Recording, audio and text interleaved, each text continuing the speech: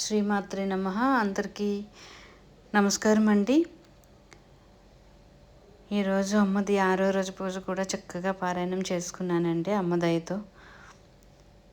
ఈరోజు పువ్వులు ఏమీ లేవండి అసలు. మా చెట్టువి, మా ప్లాంట్స్ ఏవో కొంచెము మందారం పువ్వులు, శంఖం పువ్వులు ఉంటే వాటినే కోసుకొని చేసుకున్నాను కుంకుమతోటి.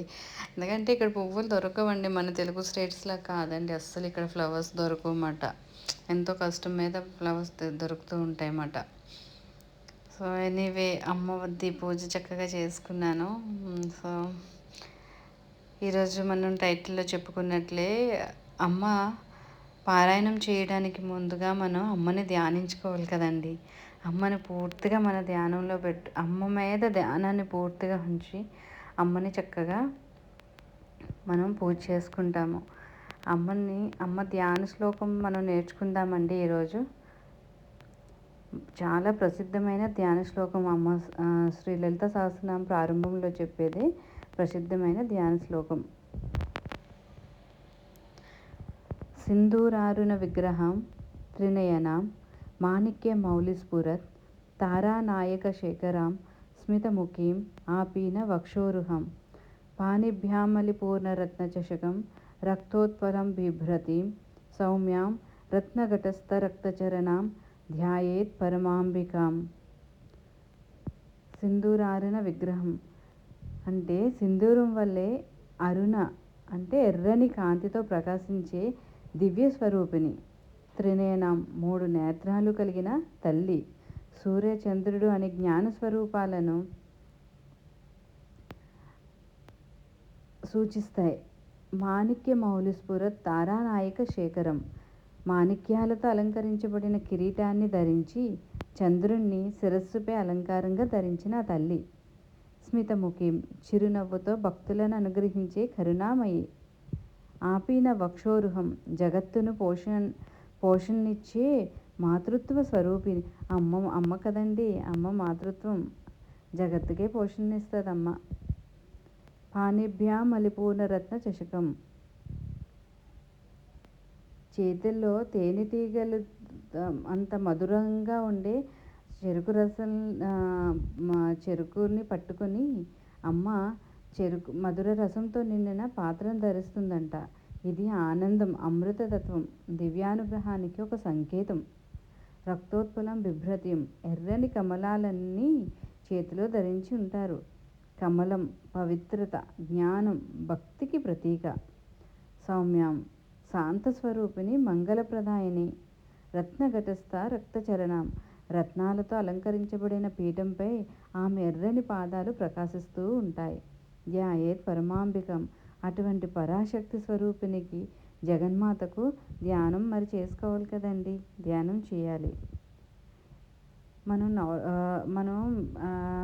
నార్మల్గా మొత్తంగా ఒకసారిగా చెప్పుకున్న ఈ ధ్యాన శ్లోకం గురించి మనకి లలితాంబిక అమ్మ ఎర్రని కాంతితో ప్రకాశిస్తూ 3 నేత్రాలను కలిగి చిరునవ్వుతో కరుణ కురిపించి జగత్తుని తల్లిగా పోషణనిచ్చి పరాశక్తిగా ధ్యానం చేయమని ఉపదేశిస్తుంది మనకి. ఈ విధంగా ధ్యానం చేసి సహస్రనామ పారాయణం ప్రారంభిస్తే మనసు ఏకాగ్రత పొందుతుంది మరియు అమ్మవారి అనుగ్రహం సులభంగా లభిస్తుందని శాస్త్రాలు చెప్తున్నాయి. అందుకనే అమ్మని ప్రతిరోజు మన లలిత సహస్రనామ పారాయణం చేసే ముందు ఈ సహస్రనామాన్ని రహస్య సహస్రనామం అని కూడా అంటామండి. ఈ పారాయణం చేసినప్పుడు ఈ ధ్యాన శ్లోకాన్ని చక్కగా మనం చెప్పుకొని ప్రారంభిస్తే మనసుకు ఏకాగ్రత చక్కగా వస్తుందండి. మీరు కోరుకునే ధ్యాన శ్లోకం ఈ ధ్యాన శ్లోకము చక్కగా నేర్చుకొని మీరు అర్థం చేసుకొని చక్కగా మీరు ధ్యానంగా అమ్మని ధ్యానంలో ఉంచుకొని సహస్రనామ పారాయణం చేయండి. మీరు కూడా చక్కగా సంతోషంగా ఉండండి. అమ్మ నవ్వు చూసారండి, ఎందుకో అమ్మ తెగ నవ్వేస్తుంది, చిరు నవ్వులు. మీరు చక్కగా చూడండి ధ్యానం. నేను అందుకే హారతి పెట్టి మరి మీకు చూపిస్తున్నానండి. మీకు చిరునవ్వు తెలియాలి కదా, అందుకని మీకు హారతి పెట్టి చూపించాను అనమాట. ఇప్పుడు చూడండి అమ్మ ఎంత నవ్వేస్తారో మరి చెప్పొద్దు.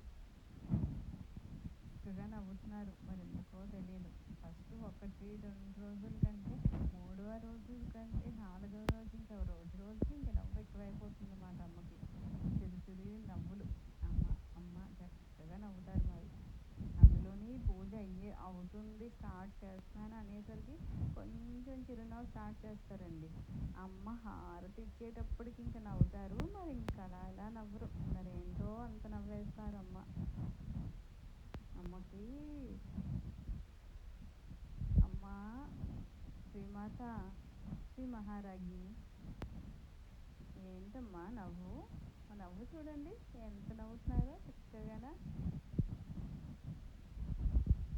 ఈ వీడియో నచ్చితే తప్పకుండా లైక్ చేయండి, షేర్ చేయండి. ఒకవేళ సబ్స్క్రైబ్ చేయకపోతే సబ్స్క్రైబ్ చేయండి, కామెంట్ చేయండి. నేను ఇంకా ఇప్పుడిప్పుడే వీడియోస్ అంటే ఎలా చేయాలి ఏంటి నేర్చుకుంటున్నాను కదా. ఇంకా పూర్తిగా అన్ని డీటెయిల్స్ నేను పెట్టాలి అని అనుకుంటున్నాను. కొంచెం కొంచెంగా నేర్చుకొని మొత్తం అంతా అన్నీ పెడతానండి ప్రతిదీ పూజలోని. శ్రీమాత్రే నమః. అమ్మ పాదాలను పట్టుకోండి అందరూ.